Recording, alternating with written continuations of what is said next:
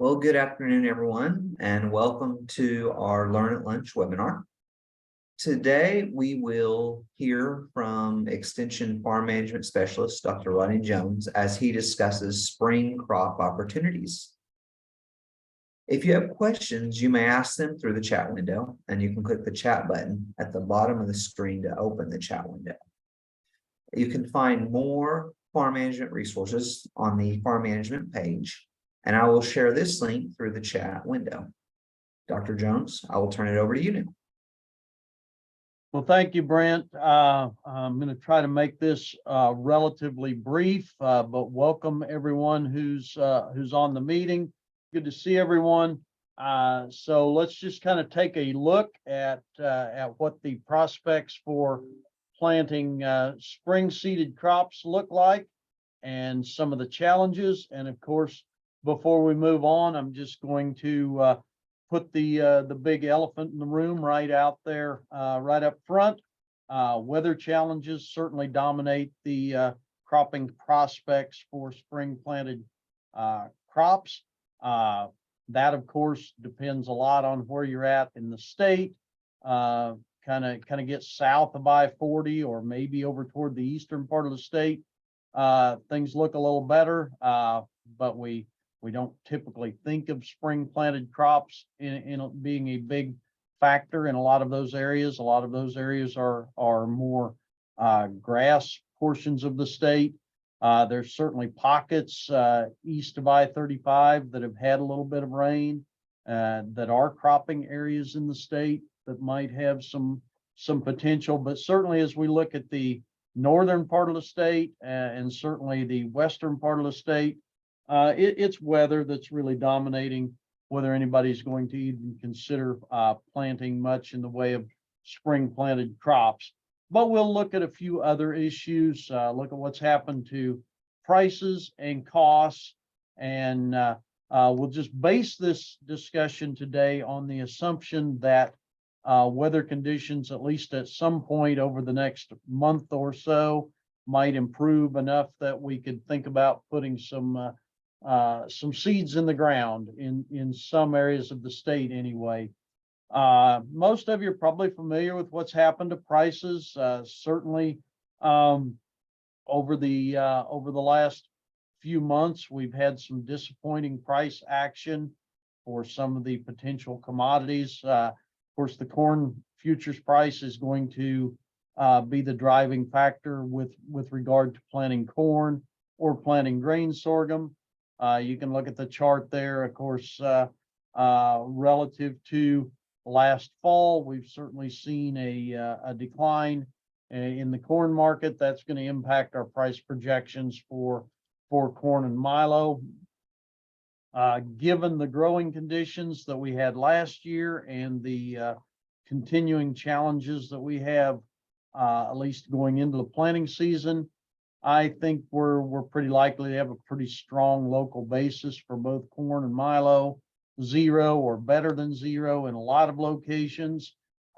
So depending on where you're at in Oklahoma, that's probably going to imply a harvest time price projection right now, subject to change basically on a daily basis, but probably somewhere in that mid fives, 540 to 570 for both corn and milo. I noticed at some locations, the quote for milo is actually stronger than it is for corn.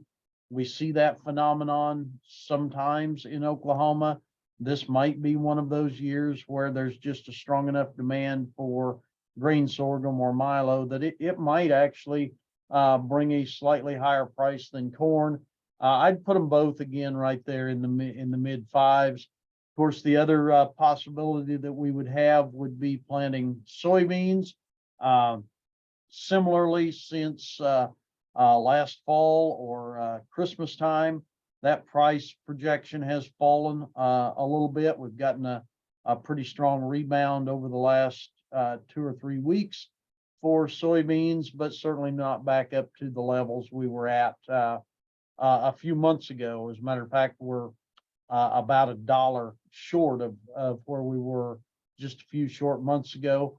but still that $13 range is not a bad price for soybeans. We've had a lot of years where it's been less than that. That's about where I'd put it today. Again, subject to change as the season evolves. So that's the price side.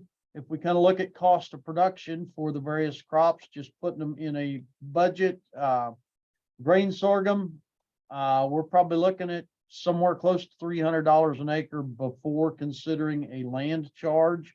You put $45 to $65 an acre on that for a cash rental rate, and pretty soon you get up there to the $350 area, $335 to $385.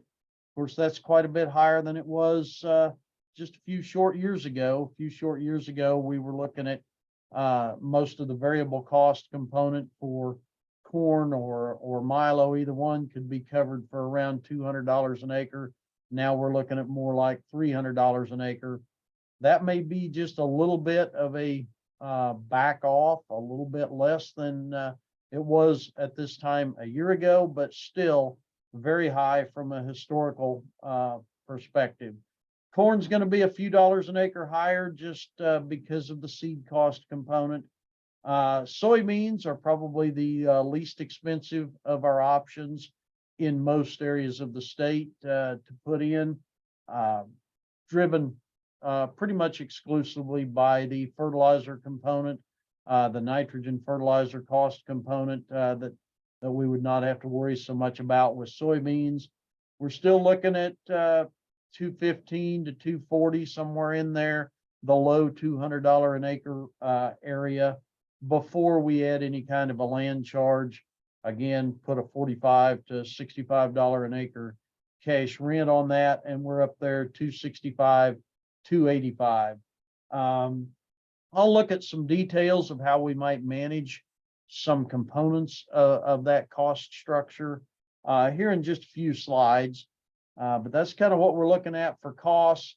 So if you plug those price projections on the output side in with the cost projections, we're kind of looking at milo. If you look on the low end and ignore the land charge, I know we don't do that as economists, but some of our producers who own their own land and have it paid for might think of that as an appropriate way to look at the budget. So if we're down there on the low end of our cost structure and the high end of our output price projection, maybe that 570 area, we're looking at a break-even yield on milo of about 51 bushels per acre. If we add a little bit of land rent, kind of move to the higher end of that projected cost structure, and maybe look at the lower end of the current price projection, that break-even yield might be as high as the low 70s.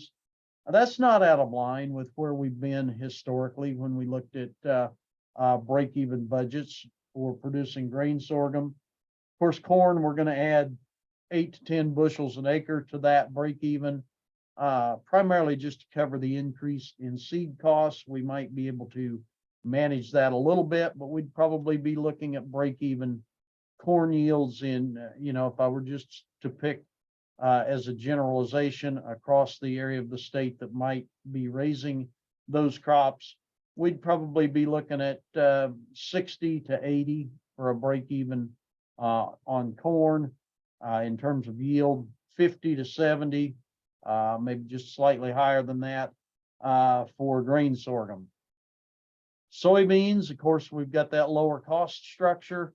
So if we go with the low end and don't put a land charge on and use that $13 a bushel price forecast, we can kind of cover those costs for around 17, 18 bushels an acre.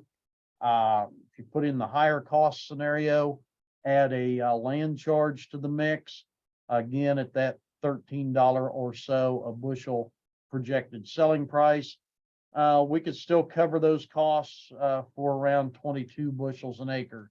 So right at the moment, based on where prices are at and the fact that we're looking at these stubbornly high fertilizer costs, looks like soybeans kind of have a little bit of an advantage in terms of comparing these break-even projections with historical yields in a lot of areas. But we're not too far from where we've been historically in terms of break-even yields relative to what we would expect to raise. So we're kind of back to that long-term normal, kind of a fairly slim margin projection, not a lot of economic profit potential for average production expectations. Just like is always the case, our low-cost producers, or if you can somehow eke out a little bit higher yield than those projections, there might be some opportunity for some economic profits. The difference, of course, between now and a few years ago, as we've mentioned several times over the last year and a half or 2 years, just the magnitude of the dollars involved. It takes 30, 40, 50% more capital is put at risk in putting these crops out. And then with the current weather situation, we've got the obvious ongoing weather challenges for so many of our producers. So there's a lot more risk involved along a couple of different dimensions there. Let's look at some of the cost components. Just take a little bit closer look at seed, fertilizer, and maybe some of these other costs, and how what we might be thinking in terms of ways to manage some of those costs. Seeds, obviously a bigger component for corn. It's a bigger component for soybeans than it would be for something like grain sorghum or milo with a lower per acre seed cost. Fertilizer, that's a big contributor to the cost increases that we've seen over the last few years. The good news is it has backed off a little bit from a year ago, continues to back off a little bit. It's backed off a little bit since last fall. So just kind of take a look at what you've got out there in terms of fertility to start with. If you're following a crop that you fertilized pretty heavily last year and it yielded poorly, there should be some residual out there. You may not have to apply quite as much in 2023. There are, of course, soil testing options, sensing options, tissue sampling options for kind of figuring out where we're at from a fertility perspective. And those soil tests or some kind of a mechanism for figuring out whether you need additional fertilizer might be well worth the cost this time around to explore a little bit, just so that if we have some residual out there, we can take advantage of that. And I think in many cases we do have, depends on where you were at. A lot of the areas that are still drought challenged here in the spring of 2023 are some of the same areas of the state that were drought challenged throughout 2022. So we had crops that didn't perform as well as perhaps they should have. The caveat, or to offset that, and I know we have some of this in our own situation, we were so short on forage for livestock that we did end up pulling some of that forage off of even those failed crop acres. And so that fertilizer is not going to be there. We baled it up or grazed it off or harvested it in some way, shape, or form. So we're just going to have to keep an eye on fertility levels as we go forward, depending on how the crops were managed in the fall of 2022 and through the winter. Fertilizer, just kind of looking at the nitrogen graph, we're certainly not back down to where we were a couple of years ago, but we're in better shape than we were in February or March of 2022. Quite a bit better shape from a cost per pound of nitrogen perspective, regardless of what nitrogen source you might be looking at. The same would be true for our phosphorus products. Here I have an example of DAP, and of course, looking at 2023 relative to 2022, we look pretty good, but we're still significantly higher than we were just a few short years ago. And of course, potash, not an issue in as many circumstances around the state, but we certainly have some situations where people might need to apply a little bit of potash. It looks a lot like the phosphorus graph. It has come down from the astronomical levels in 2022, but it's still way higher than it was just a couple of short years ago. So moving in the right direction, getting a little bit of help in the fertilizer area, certainly not back down to long-term levels. And the question, of course, is whether we will ever see those long-term prices again, or are we at a new level or a new plateau? Anything that involves running machinery, and that certainly includes harvesting, those costs are high. They haven't come down hardly at all. Probably not going to. Harvest costs are certainly 30 to 40% higher than just a few short years ago, and they're not coming down anytime soon, as is the case with other machinery operations that we'll talk about here in just a second. Herbicide and other pesticide costs, if you look at the broad spectrum of crop protection products, weed control products, we've certainly backed off from the levels that we were at a year and a half ago, where those products were in such tight supply, suffering from the supply chain issues that we were faced with. We haven't completely gotten rid of all of those issues, but the price of the broad mix of herbicide and pesticide products has certainly backed off and has become a little easier to manage. Most of those products are a little easier to find than they were even just 1 year ago or a year and a half ago.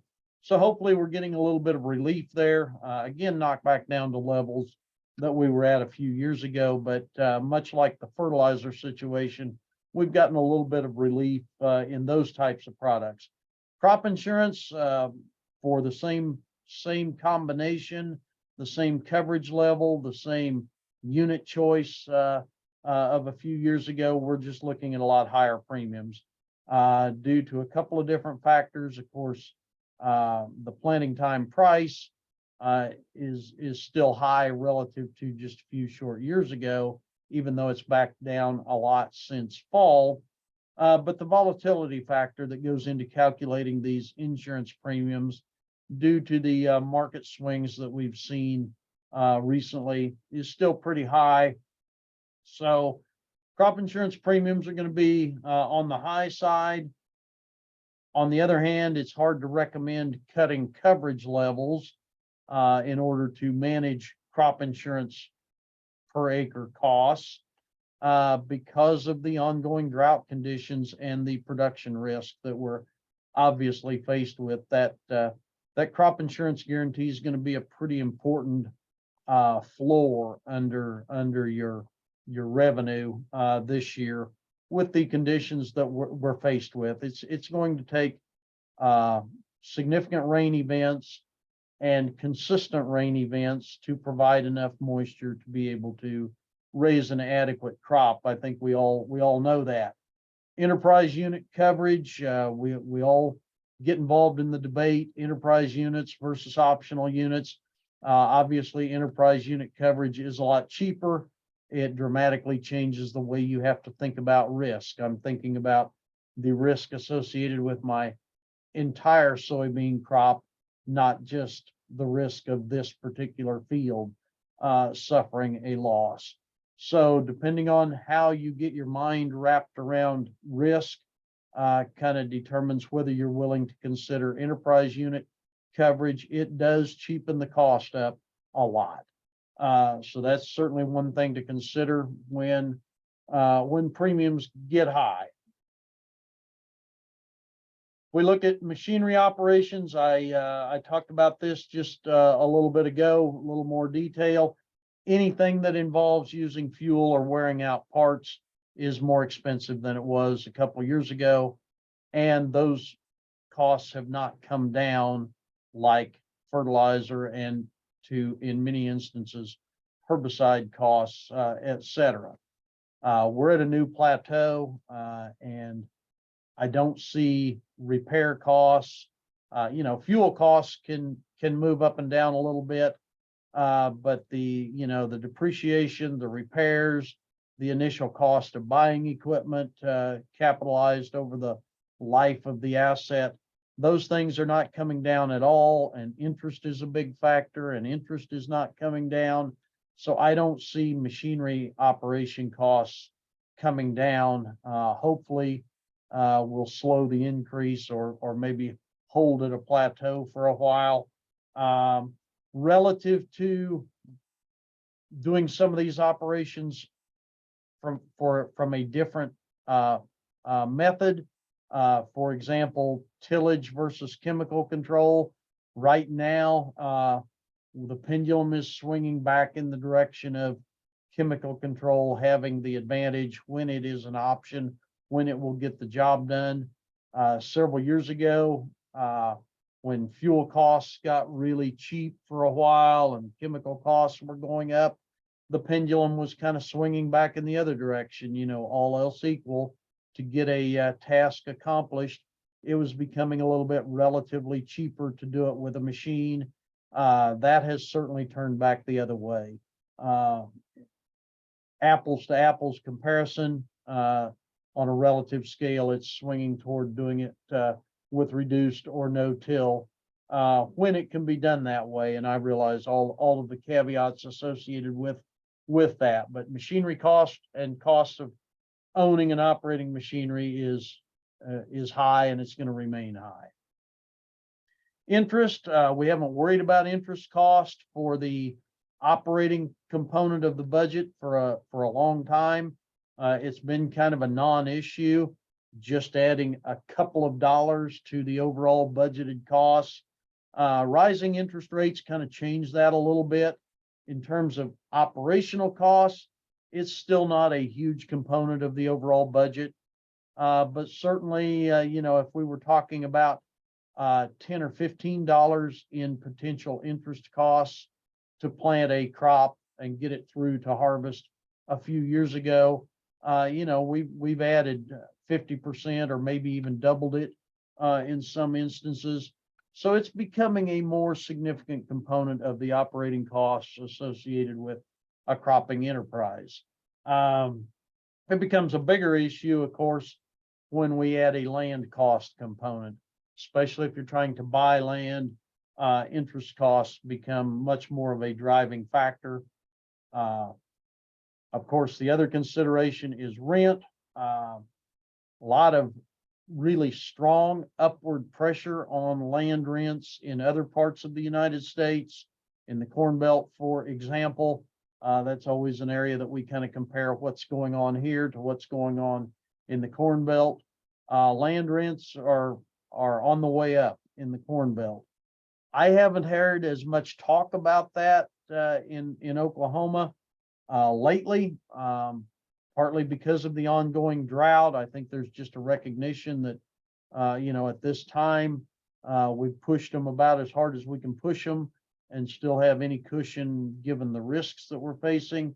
But given the pressure in other parts of the United States, as soon as we get better growing conditions, there's quite likely to be some upward pressure on land rental rates.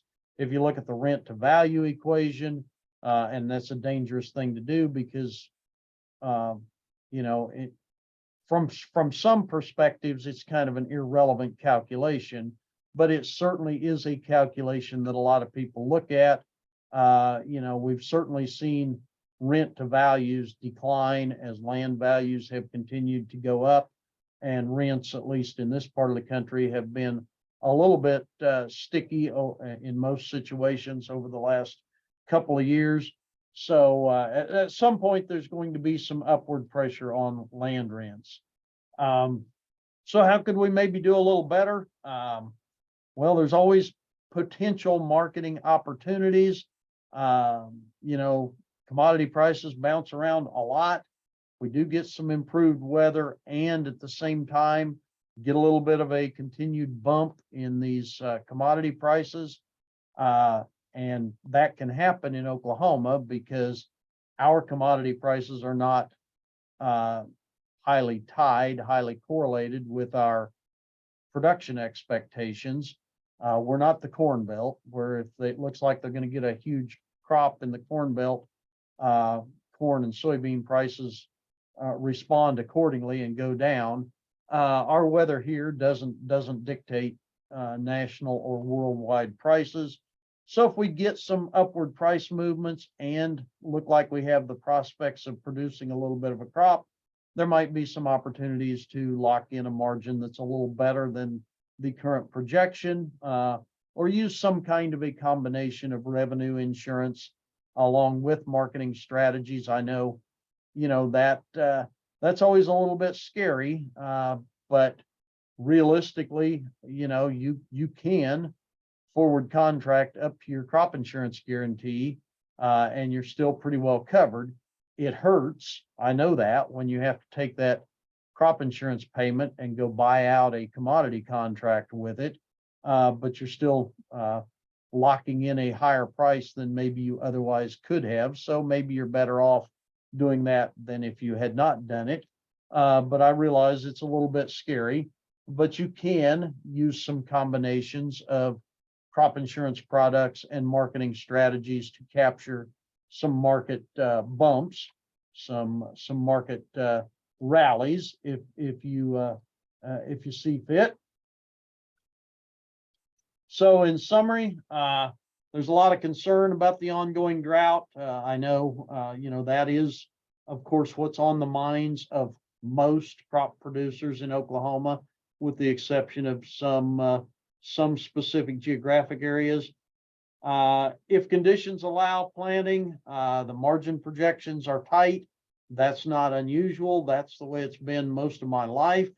The difference now is we're just looking at a lot more dollars. So from a risk perspective, there's a lot more at risk. There might be some good potential for cost management. Might be some potential to capture a little bit of a market upswing. I don't have a whole lot more.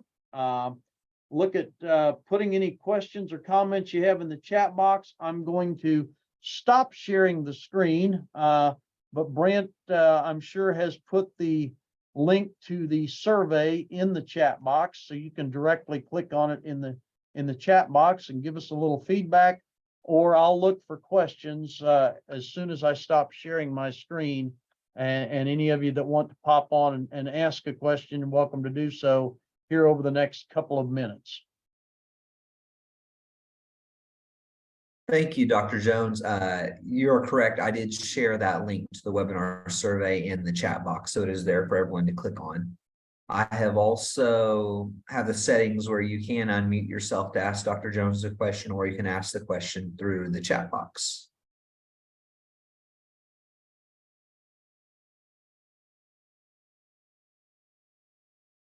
Any quick questions? And if not, click on the survey link, give us a little bit of feedback, or let us hear from you.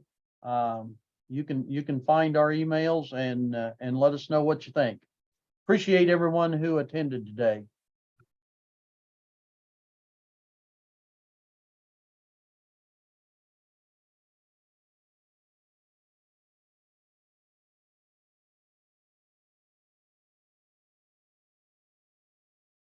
Well, I do not see any questions in the chat box right now. So thank you, Dr. Jones, for presenting today. Thank you, everyone, for joining us. We will have a webinar in May, but we don't have the date scheduled yet.